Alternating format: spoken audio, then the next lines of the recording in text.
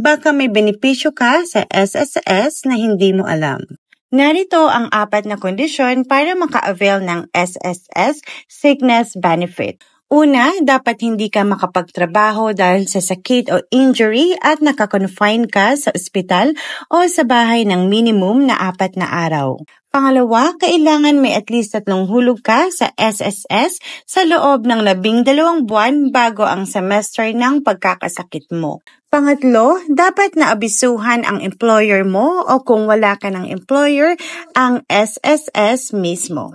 At pang-4, dapat ubos na lahat ng sick leave with pay mo sa trabaho.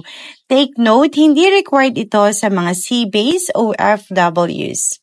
Alam mo na ba to? I-share mo sa mga kakilala mong nangangailangan nito. At kung gusto mong malaman kung paano mag-apply ng sickness benefit, i-follow mo ako para sa susunod na video.